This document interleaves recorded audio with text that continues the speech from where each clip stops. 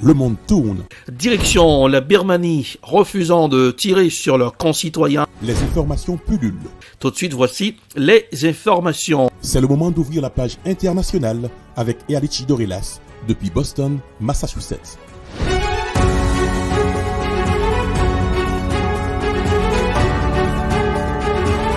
Mesdames, Messieurs, bonsoir. Ravi de vous retrouver pour cette nouvelle semaine. Bonne arrivée à tous et à toutes dans la page internationale au Grand Journal du 14h avec vous depuis la newsroom dans la capitale des grandes universités du monde, Boston, Massachusetts. Ealichi Dorelas pour présenter cette page internationale à Jacques Maël pour le Grand Journal. Joël François et Rubens assurent les manœuvres techniques. Bonsoir aux auditeurs de la radio évangélique Osana 102.3 FM à Jacques Maël. Le président ukrainien Volodymyr Zelensky a limogé la procureure générale et le chef des services de sécurité du pays en raison de soupçons de trahison de certains de leurs subordonnés au profit des Russes. Voici le décryptage de Virginie Hearst, chroniqueuse à France 24. Comment la procureure générale, figure de proue des enquêtes sur les crimes de guerre présumés commis par les Russes, et le chef des services de sécurité ont-ils pu être sanctionnés de cette manière par le président ukrainien? Que s'est-il passé? Alors ça a été annoncé hier, confirmé aujourd'hui avec un autre mode, c'est une suspension de poste et pas une démission de leur fonction. En fait, officiellement, vous l'avez dit, ce qui leur est reproché, c'est de ne pas avoir finalement fait le ménage, si vous passez l'expression, dans leur administration, d'avoir laissé travailler des employés de leur administration, travailler dans les zones occupées par les Russes, d'avoir transmis certaines informations sensibles aux services de sécurité russes et finalement d'avoir laissé faire de la trahison, de la collaboration. Et à présent, il y a 651 procédures pénales qui ont été enregistrées, a dit le président ukrainien. Donc, ce qu'il leur est reproché, c'est pas de la trahison pour eux-mêmes, mais bien de leurs employés. Et pour le moment, une enquête est en cours. D'après le correspondant de RFI dans la région, Stéphane Siwan, c'est le Parlement ukrainien qui, in fine, pourrait décider du sort de ces deux proches, en fait, du président Zelensky. Alors ça, c'est la version officielle, Virginie. Que dit-on dans la presse ukrainienne? Alors, la presse ukrainienne dit que à la fois Irina Venediktova et Ivan Bankanov étaient sur la sellette depuis un certain nombre d'années, de mois, pardon. C'est pourtant deux très très proches du président ukrainien, notamment Ivan Bankanov, qui était un ami d'enfance, qui a accompagné chaque étape de sa carrière, de la carrière du président Zelensky, dans sa société de production audiovisuelle, aussi son ascension au pouvoir et jusqu'au poste de président. C'est Zelensky qui l'a nommé d'ailleurs à la tête du service de sécurité, mais peut-être que finalement ce poste était trop complexe, trop subtil pour lui qui n'avait absolument aucune expérience dans ce domaine du renseignement et qui avait donc sous lui 30 000 employés, dont un certain nombre effectivement étaient des agents doubles, et il n'a pas réussi à contrôler tout ça. Donc finalement, Zelensky se trouve un peu forcé de peut-être lâcher quelqu'un qui est très très proche pour justement rétablir un peu d'ordre. Quant à la procureure, ce qui lui est reproché, c'est d'être un peu trop zélé dans les procès à l'encontre des prisonniers russes. Vous savez que les prisonniers russes vont être, à l'avenir, le sont déjà, mais de plus en plus une monnaie d'échange aussi contre des prisonniers ukrainiens, et qu'elle était peut-être un peu trop intransigeante pour réussir à rentrer dans des négociations. Merci Virginie. Nous restons toujours dans la guerre en Ukraine. Un missile russe a frappé samedi un entrepôt commercial à Odessa. Les pompiers tentent de venir à bout de l'incendie. Secouristes et riverains en parlaient au micro de CGTN News. Je me suis réveillé à 4h30 en raison de l'explosion et je suis allé dans la rue pour regarder ce qui s'est passé. J'ai vu de la fumée noire et j'ai vu un incendie dans le supermarché d'à côté. Et maintenant, je viens voir le résultat. J'ai vu des fragments de missiles et il y avait d'autres fragments aussi, à proximité du fossé. Et c'est tout pour le moment. Je suis en vie, les vitres ne sont pas brisées. Le service national d'urgence a reçu un signal à 5h50 du matin. Nous avons appris qu'un missile de croisière a frappé un entrepôt. Désormais, les pompiers tentent d'éteindre le feu dans une zone d'1 millier de mètres carrés.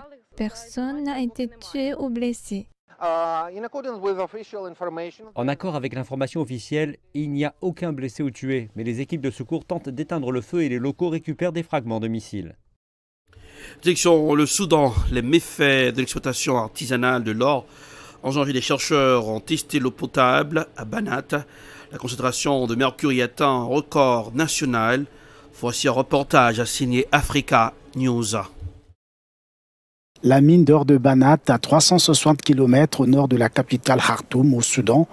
Ces roches aurifères sont exploitées artisanalement par des orpailleurs qui manipulent au quotidien du mercure, du cyanure et d'autres agents nocifs pour l'homme, mais aussi pour l'environnement. Dans ce village de 8000 habitants, des enfants à l'image de cette fille sont victimes des résidus de l'exploitation de l'or. Quand elle a eu 2 ans, nous avons découvert qu'elle ne pouvait pas s'asseoir. Au début, je la soulevais et quand je la mettais sur le lit, elle s'asseyait. Un peu plus tard, elle est devenue plus lourde et ne pouvait plus se tenir debout. Même si sa santé semblait excellente, son corps présentait un dysfonctionnement. Les chercheurs ont testé l'eau potable dans la localité. La concentration de mercure y atteint un niveau inédit. L'exploitation minière artisanale a un très grand impact sur le sol et son utilisation dans de nombreux endroits, en particulier dans les zones agricoles, les forêts et même dans le désert. Il y a maintenant une énorme destruction physique des terres. Nous avons des fosses profondes et de grandes quantités de déchets miniers. Malheureusement, il est très difficile de traiter toutes ces fosses d'un point de vue environnemental. Le traitement est très difficile. Actuellement, les habitants de ces lieux sont confrontés à un énorme problème, la présence des milliers de tonnes de déchets ou de résidus miniers parmi les zones résiduelles et agricoles. Les produits chimiques n'étaient pas utilisés dans les mines d'or avant le début de l'exploitation artisanale qui représente aujourd'hui 80% de la production d'or au Soudan. Direction le Sri Lanka, Ranil Wickremesinghe, le président par intérim du Sri Lanka, a renouvelé l'état d'urgence lundi à l'approche d'un vote parlementaire visant à désigner un nouveau chef de l'État, un scrutin dans lequel il est l'un des principaux candidats. Voici un reportage signé Euronews. Alors que le mouvement de contestation au Sri Lanka vient de dépasser les 100 jours, le président par intérim a renouvelé ce lundi l'état d'urgence qui lui permet d'annuler les lois existantes pour faire face à toute agression. Ranil Wickremesinghe, ici à l'image, est devenu automatiquement président par intérim du pays après que Gotabaya Rajapaksa a démissionné la semaine dernière après avoir fui à Singapour. L'état d'urgence permet également aux forces de l'ordre d'arrêter et de détenir des suspects. La police et l'armée ont d'ores et déjà renforcé la sécurité avant le vote des parlementaires prévu ce mercredi pour élire parmi les députés un président jusqu'en novembre 2024, date de la fin du mandat initial du président Rajapaksa. L'actuel Premier ministre et président par intérim Ranil Wickremesinghe, qui dispose du soutien du parti de l'ancien président, est donné favori, mais il est lui aussi la cible de la colère des manifestants qui demandent sa démission. L'essentiel de notre lutte a consisté à faire partir Gotabaya. Mais ce n'est pas encore fini. Il reste beaucoup à faire. Gotabaya Rajapaksa a été contraint de fuir lorsque des dizaines de milliers de manifestants ont pris d'assaut sa résidence officielle. Les 22 millions d'habitants du pays souffrent de graves pénuries de produits de première nécessité en raison notamment du manque de devises étrangères pour financer les importations essentielles. Zoom sur la guerre en Ukraine. Que se passe-t-il dans le monde? Est-ce qu'on peut parler de crise économique sur le vieux continent? En Europe, l'économiste Frédéric Farah parlait de similarité entre l'Union européenne et le Titanic, signe d'un mauvais présage.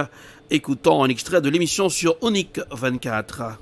C'est-à-dire que quand on observe les politiques économiques en France de 1981 à nos jours, qu'est-ce qu'on observe? On observe en fait que l'État s'est volontairement débarrassé d'outils de politique économique. Alors la monnaie, par exemple, où désormais l'État ne la contrôle plus puisque c'est une monnaie qui est partagée avec d'autres. Premier élément. Deuxième élément, la politique commerciale. Aujourd'hui, la politique commerciale, dans le cadre européen, relève du niveau européen. 3, même pour une politique industrielle, à partir du moment où elle doit s'articuler avec le fait qu'on est adhérer, participer au marché unique ou à l'euro, évidemment, on peut plus construire la même politique industrielle qu'avant. 4, même si on n'a jamais vraiment respecté les critères de Maastricht, tout le monde a marché dessus et a fait des micmacs comptables et que on n'a jamais été dans les clous. Mais ce type de règles crée un effet de réputation, c'est-à-dire oblige à orienter les politiques économiques dans une certaine direction. Prenons un exemple, quand on a adhéré à Maastricht, on a dit oui au référendum, comme il fallait contrôler la dépense publique, même si elle a pu progresser, évidemment, comme l'essentiel de la dépense publique, c'est de la dépense sociale, en 93, par exemple, on a engagé la réforme Balladur. Donc, progressivement, l'État, comment pouvait-il vouloir, par exemple, le plein emploi à partir du moment où il n'avait plus vraiment de politique monétaire disponible, il avait une politique budgétaire qui était plus ou moins encadrée, il avait une politique commerciale qu'il ne maîtrisait pas, il avait une politique de la concurrence, une politique industrielle qui n'était plus la sienne. Donc, et ça, ni coup d'État ni complot, ça a été volontaire parce que on a pensé qu'il en allait mieux ainsi en finalement abandonnant ces outils ou en s'intégrant davantage dans l'Union européenne. C'est une perte de souveraineté économique volontaire. Et le problème, c'est que l'Union européenne sait défaire, mais elle ne sait pas faire. C'est-à-dire, elle sait défaire les anciennes régulations nationales, mais ce qu'elle propose, c'est des usines à gaz. Voilà. Et donc, par exemple, on voit bien que déjà, eu égard à la situation actuelle, ce fameux plan de résilience ou autre, c'est fini, c'est déjà caduc, ce truc. Je veux dire, il sent le passé, alors qu'il date d'avant-hier, si je puis dire. C'est-à-dire que c'est complètement à côté de la plaque, ce truc. Mais, n'oublions jamais que ça remplit toujours une autre fonction, qui est la fonction disciplinaire. Et ça, c'est ce qui caractérise l'Union européenne.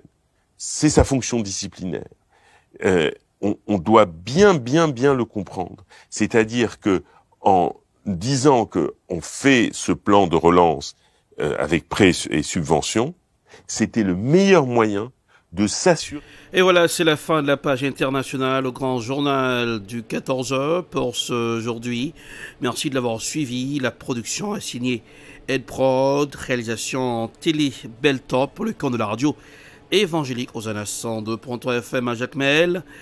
Présentation Erlich Dorelas depuis Boston, la capitale des grandes universités du monde. Côté température, Boston pour ce aujourd'hui, 81 degrés Fahrenheit, 27 degrés Celsius. Jacmel, 89 degrés Fahrenheit, 32 degrés Celsius. Bonsoir Joannel, bonsoir Rubens, bonsoir aux auditeurs de la radio évangélique Hosanna 102.3 FM à Jacmel. Bon début de semaine à tous et à toutes. Passez un excellent lundi. Bonsoir. À demain. C'était la page internationale avec Erlich Dorelas.